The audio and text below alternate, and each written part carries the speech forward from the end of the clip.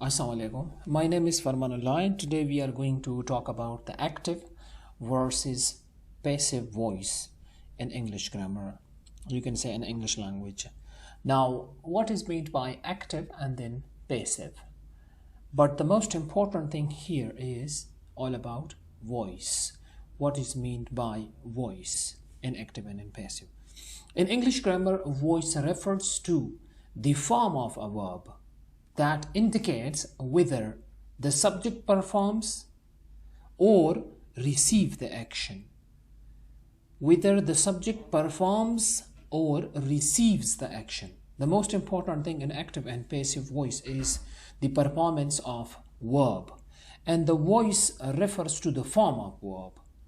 There are two types, active and passive voice. The choice between them affects clarity, emphasis and tone. These are important things in active and in passive voice. You should understand the clarity in your speaking or in your writing, emphasis in your speaking or in your writing, and tone. Tone refers to the mood. Either the mood is sad, either the mood is aggressive, either the mood is happy. So active and passive voice also talk about the tone. Now, active voice is direct, with the subject performing the action. In active voice, the subject is responsible for the action. I am eating an apple. So here, I is responsible for eating something which is apple. So I am responsible for some action. Passive voice focuses on the receiver of the action. Means the important thing in the active and in passive voice is that in active sentences, the subject, the agent, the performer of the action, who is performing some action, that is important. But in passive, the receiver of the action is important.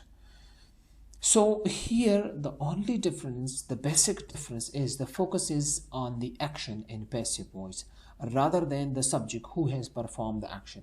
For example, something has been stolen. So who has stolen it, that is not important in passive. But the theft is important. For example, corruption. In some places we consider or we give importance to the corruption rather than who has experienced it. So passive voice focuses on the receiver of the action with the subject often omitted. That's why we don't have focus on the subject or mention at the end, or maybe it is mentioned at the end. Understanding when to use each voice is essential for effective communication. Now let's move on to another slide that's all about understanding active voice. Structure and function. In active voice, the subject performs the action and the object receives it. Very simple. The structure follows as subject plus verb and plus object. In active voice, the action is performing by this subject, this very subject. The action is performing on the subject. The subject is responsible for some action. This creates direct, clear, engaging sentences. Direct, clear, and engaging sentences that are commonly used in both spoken and written English. Example and practice. Consider these examples. The teacher explained the lesson and she wrote a letter. In both cases, the subject, you see, in both cases, the subject actively performing the action. What kind of action is performing? The subject is performing the action, making the sentence straightforward and dynamic. Benefits of the active voice. What would be the benefits of the active voice when we are using it? So active voice provides clarity, directness and engagement. Active voice performing the clarity and directness keeps writing dynamic and interesting while generally requiring fewer words than passive voice. George Orwell is a very important writer. Advocated for active voice to maintain clarity and consciousness. So, exploring passive voice. What is meant by passive voice?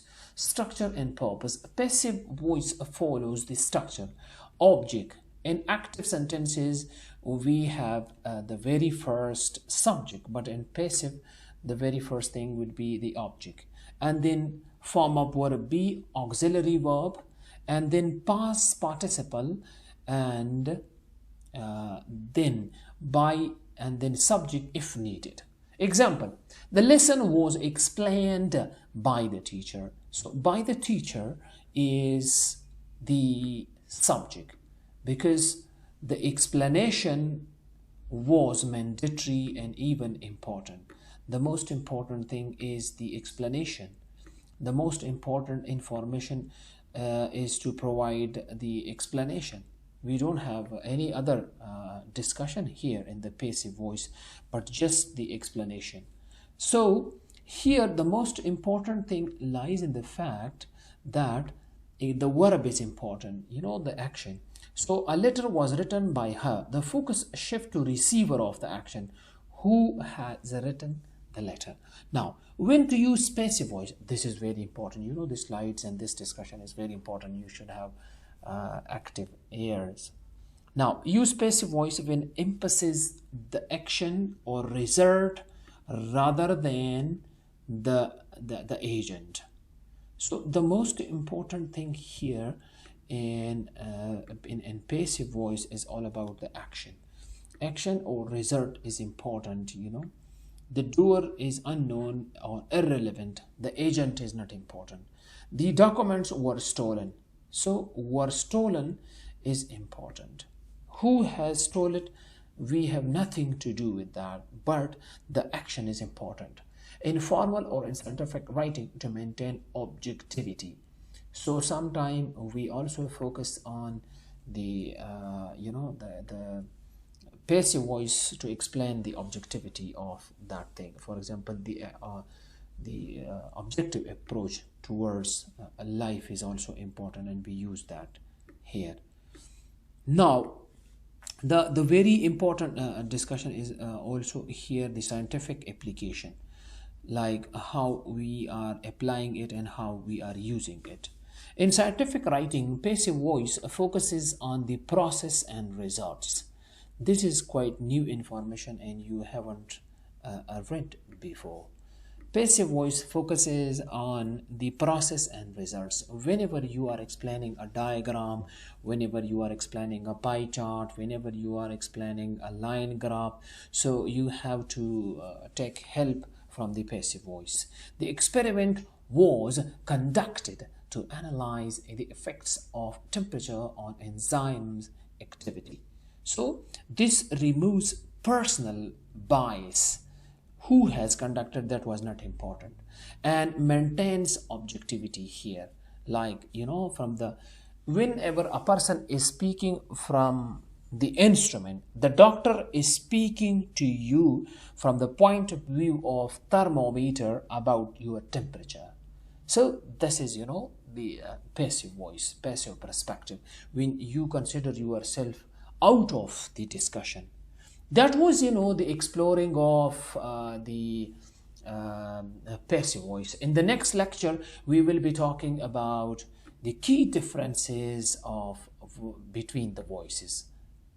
Thank you very much for listening. The first part, let's start and let's look to the second part of the discussion. This was all about the passive discussion in just the part 1. We will be moving on part 2 in a while.